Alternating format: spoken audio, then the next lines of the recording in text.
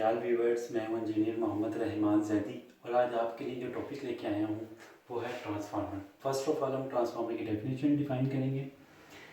Transformer is an static device which is used to transfer power from one electric circuit to another electric circuit without change in frequency and power. इस definition में मैं आपको ये समझाना चाह रहा हूँ कि ट्रांसफार्मर हमारे पास एक ऐसी स्टैटिक डिवाइस है जो पावर को ट्रांसफ़र करती है एक इलेक्ट्रिक सर्किट से दूसरे इलेक्ट्रिक सर्किट में और बगैर चेंज किए पावर को और फ्रीक्वेंसी को।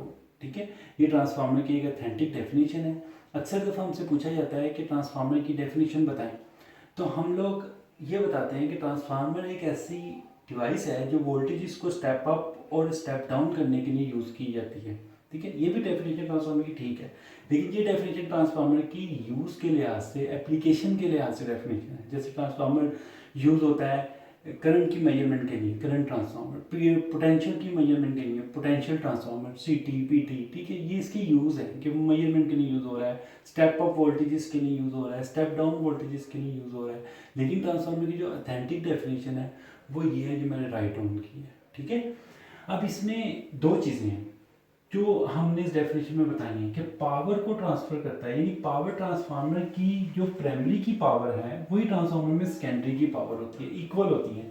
जो प्राइमरी की फ्रिक्वेंसी है वही ट्रांसफार्मर की सेकेंडरी की फ्रिक्वेंसी है। फ्रिक्वेंसी भी ट्रांसफार्मर में चेंज नहीं होती और पावर भी ट्रांसफार्मर में चेंज नहीं होती। लेकिन अब ये कॉन्सेप्ट है कि ये पावर क्यों नहीं चेंज होती और फ्रिक्वेंसी क्यों नहीं चेंज होती। ठीक है, इसके लिए मेरे चैनल के साथ मुंसलिक रहे।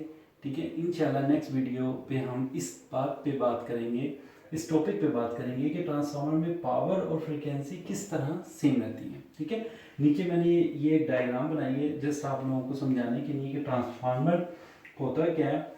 ट्रांसफार्मर दो कॉइल्स पर मुश्तमिल होता है। बेसिकली ट्रांसफार्मर दो कॉइल और एक आयरन कोर पर मुश्तमिल होता है। ठीक है, अब इन दो कॉइल्स में से जिस कॉइल को हम इनपुट सप्लाई प्रोवाइड करते हैं वो कॉइल हमारा प्राइमरी वाइंडिंग कहलाता है और जिस कॉइल से हम सेकेंडरी को लोड को कनेक्ट करते हैं वो कॉइल हमारा सेकेंडरी वाइंडिंग कहलाता है। अब जो हमारे पास इनपुट सप्लाई जहाँ पर दी वो वाइंडिंग हमारे पास प्राइमरी वाइंडिंग कहलाती है और उस वाइंडिंग को जो वोल्टेज अप्लाइड किए जाते हैं वो वोल्टेज को हम प्राइमरी वोल्टेज कहते हैं। VP stand for primary voltage. जो करंट फ्लो होता है इस वाइंडिंग में उसको प्राइमरी करंट कहते हैं। IP stand for primary current. और जो नंबर ऑफ टर्न्स जिनसे मिलके हमारी वाइंडिंग बनती है उन नंबर ऑफ टर्न्स को हम एनपी कहते हैं, प्राइमरी टर्न्स। और इसी तरह सिमिलरली सेकेंडरी साइड पे जहाँ पर लोड कनेक्ट किया गया है वहाँ पर जो वोल्टेजेस होते हैं उनको secondary voltage VS, current flow होती है सेकेंडरी करंट, और जो नंबर ऑफ टर्न्स हैं उनको हम एनएस से प्रेजेंट करते हैं, सेकेंडरी टर्न्स से। ठीक है, आज के लेक्चर में इतना ही।